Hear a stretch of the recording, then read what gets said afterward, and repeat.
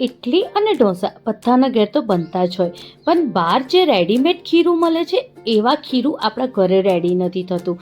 એનાથી નાય આપણી ઇડલી સરસ બનતી હોય કે નાય ઢોસા. પણ આજે હું તમને બતાવવાની છું કે આપણે સેમ ટુ સેમ જેવું બહાર ખીરું મળે છે એવું જ સેમ ખીરું આપણે ઘરે કઈ રીતે બનાવી શકીએ એની ફૂલ રેસીપી શેર કરવાની છું.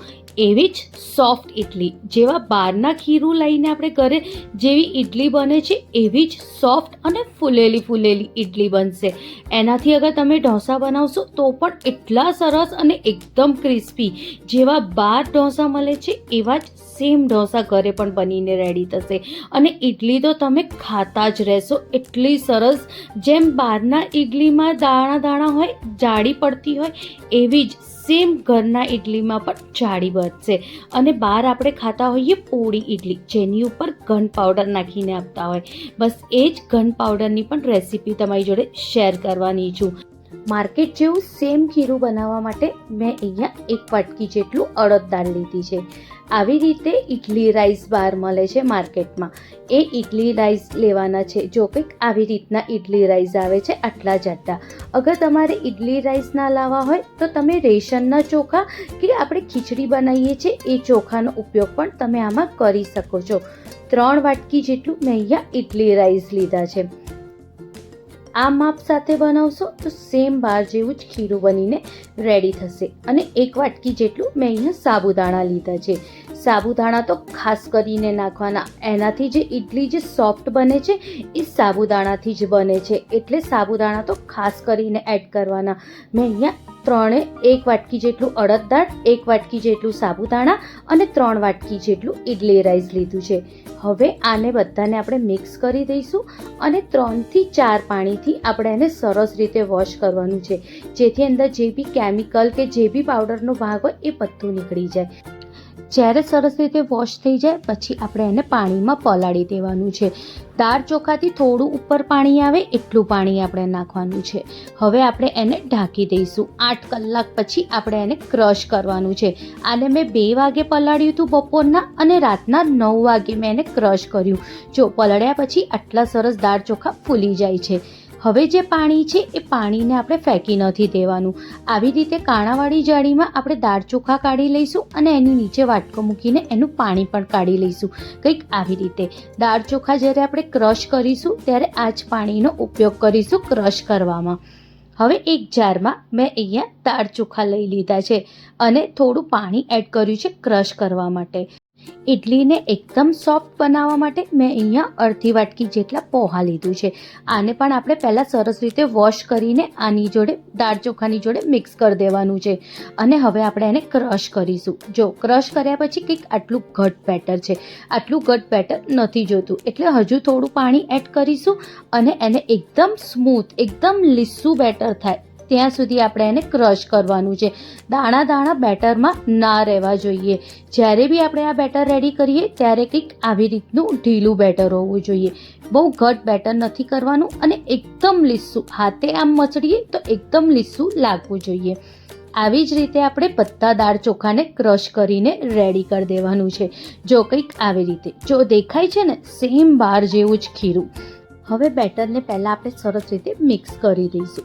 મિક્સ થઈ જાય એટલે 5 મિનિટ સુધી એક જ ડાયરેક્શનમાં આવી રીતે આપણે એને પેટવાનું છે. જો જે છે એ ખીરાનું જ છે.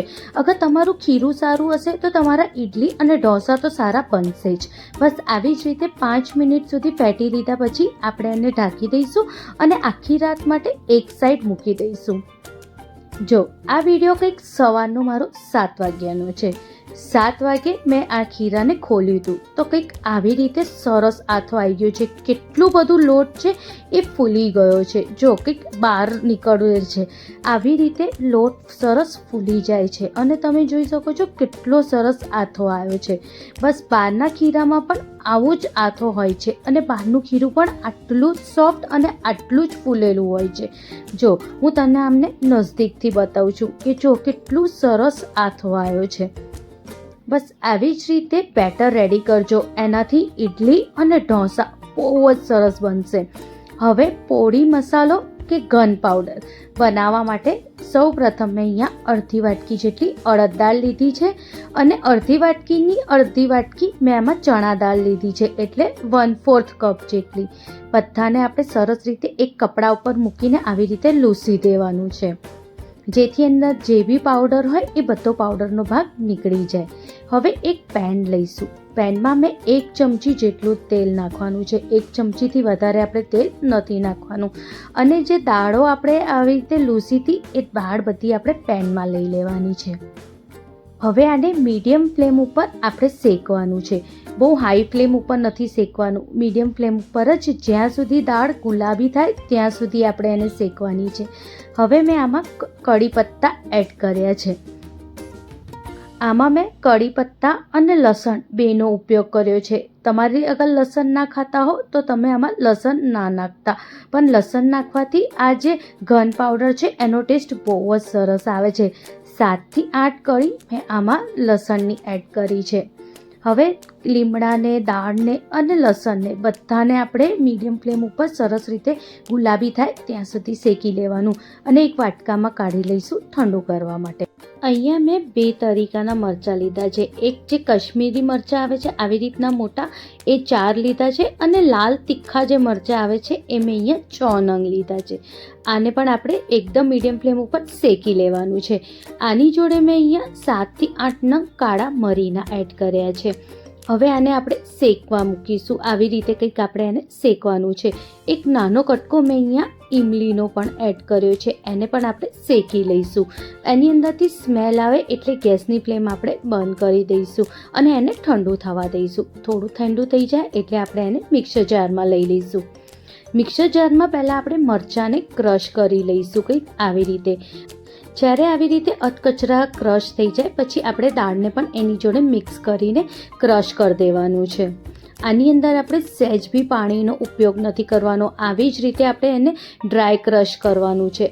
જ્યારે થોડું ક્રશ થઈ જાય પછી એમાં મીઠું સ્વાદ મુજબ અને અડધી ચમચી જેટલું આપણે લાલ મરચું એડ કરવાનું છે અને એકદમ સરસ આપણે એને એકદમ બારીક નથી ક્રશ કરવાનું, સહેજ દરદરું રહે એવું જ આપણે એને ક્રશ કરવાનું છે કંઈક આવી રીતે.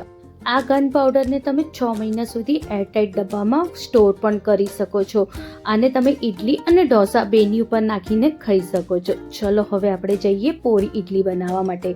આ જે ખીરું છે એમાંથી આપણે જેટલું જરૂર છે પહેલાં આપણે એનું કાઢી લઈશું.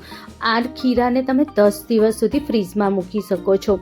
હવે સ્વાદ મુજબ મીઠું અને 1/4 ચમચી જેટલું જ આપણે આમાં ખાવાનું સોડા એડ કરીશું અને એક આવી રીતનું જે ગોળ ચમચો આવે છે એ ચમચો ભરીને આપણે આમાં પાણી એડ કરીશું અને બધાને સરસ રીતે આપણે મિક્સ કરી દઈશું. 2 દિવસ સુધી તમે આ બેટરને ફ્રીઝમાં રાખી શકો છો. અગર 10 દિવસ સુધી રાખવા માંગતા હો તો ફ્રીઝરમાં એક એરટાઇટ ડબ્બામાં મૂકજો. સહેજ બી ખાટું ખીરું નહીં થાય અને એકદમ સરસ ખીરું રહેશે. હવે જેમાં તમે સ્ટીમ કરવાના હો ઇડલી એમાં આવી રીતનું આપણે પાણી લેવાનું છે. મેં ઇડલી જે છે આવી રીતે મોટી ડીશમાં બનાવી છે કારણ કે હું પોળી ઇડલી બનાવું છું. આવી રીતની ડીશ લઈને એની ઉપર આપણે બરોબર તેલ લગાવી દઈશું. આપણે સરખું તેલ લગાવીશું તો ઇડલી બી બહુ સરસ રીતે ઉકળશે, એટલે સરસ રીતે આપણે એમને તેલ લગાવી દેવાનું છે.